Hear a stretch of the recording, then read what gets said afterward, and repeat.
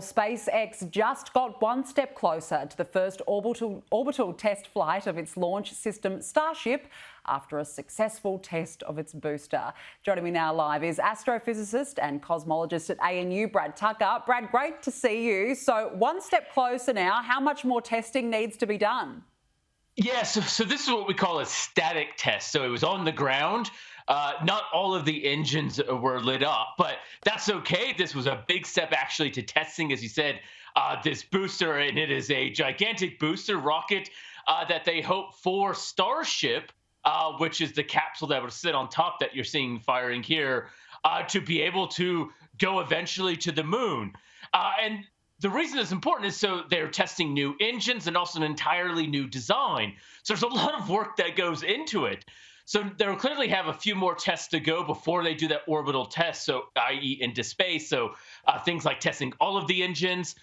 When we saw with Starship, they did do a few hops. So the rocket, or the capsule, so to speak, itself, Starship, went up about 10 kilometers, come back down.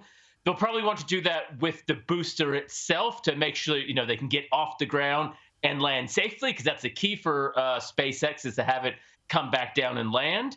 But, it's August. They want to get it done by the end of the year. There's a lot of work, obviously, to be done.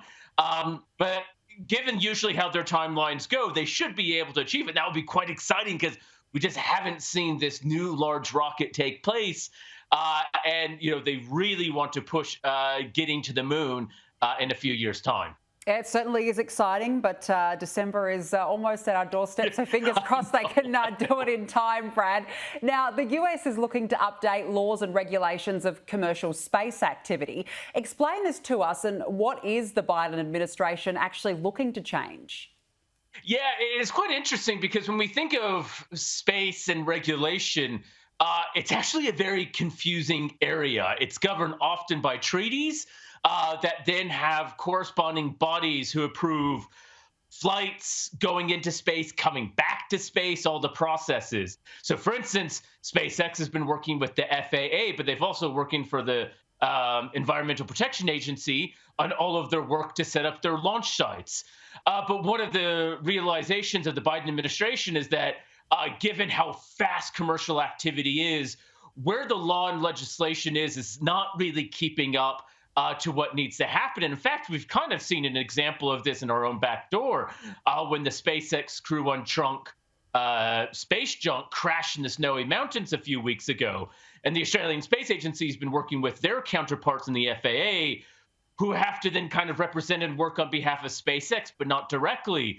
So it becomes a very legislative and regulatory mess, so to speak.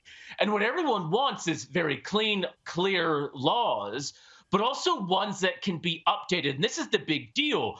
A lot of the laws and treaties that were designed for a world in the 60s and 70s that we no longer live in. The technology and things we can do has far outpaced it. And what clearly the US wants to do is to make sure that their private space sector doesn't fall behind. Places like Australia are leaps and bounds in terms of progress for how the private space sector is operating and making good progress, and they do not want the U.S. to lose that advantage as well. So I think we're going to actually see some quite big changes on a very important level to how space business essentially is done in the U.S. Yeah, it certainly sounds very complicated and involves a lot of countries, so but one to watch for sure. Yeah. Now, Brad, China has launched a reusable space plane. Now, how does that work? Yeah, so it's kind of an interesting one, because it's quite secretive. They didn't announce exactly what the nature of the project is, but based on estimates of what was launched and where it's gone, it appears to be something like a small space shuttle, if you want to imagine. So a lot smaller than how the space shuttle was, but more importantly, it doesn't have humans in it. And it's very similar, we think, to what we call the X-37B.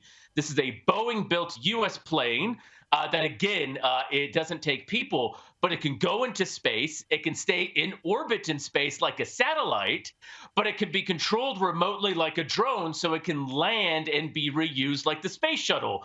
So it has this weird combination of being an activity like a satellite, a platform for putting things in space, but landing to be reused. And now the U.S. is one we've known can stay up there for literally years in orbit, landing safely and then being relaunched. So China's been quite tight-lipped on exactly what they're doing. We believe that there was a test a few years ago that only spent about 3 days.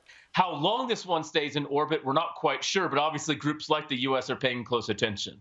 Yes, no doubt. And also, South Korea has launched its first mission to the moon. Take us through that mission, but also where does South Korea sit in terms of this space race? Yeah, South Korea has had a space program for a long time. The two things they really haven't done a lot of are their own rockets to take things into space, and activity around the moon, like lots of people are doing. And so their orbiter went on a SpaceX rocket to the moon. And so the idea is essentially for this orbiter to go around the moon, do a number of scientific and research experiments, and also do like a lot of things, not just do the research and science, but test the technology. Because what South Korea wants to do is land a rover and probe on the moon by the end of this decade. And so this is where we're seeing space happen. So many new countries are coming onto kind of the moon scene, so to speak. Yes, the US is leading a big group, which Australia is a part of. And we see obviously activity from Russia and China. India has landed on the moon. Israel landed a private probe on the moon a few years ago. And we're seeing so many new countries participate. New Zealand launched a mission to the moon for NASA a month and a half ago. So we're seeing lots of new countries enter the moon race. And what we're seeing is them obviously outline what they want to do, develop that satellite that goes in orbit around the moon first, once you get that to work, and then land on the moon. And so it's very easy to think that in a few years' time, we'll have multiple countries launching multiple missions to the moon, including then landing on the moon. And this is coming off the heels of the announcement that the US's Artemis mission is going to be launching on the 29th.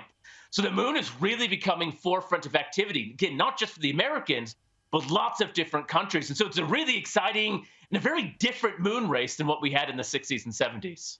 Well, every country wants to be part of that space race. That's right. Who will be successful? We'll find out. We'll see. Brad Tucker, great to speak with you. Thanks for joining us. Take care.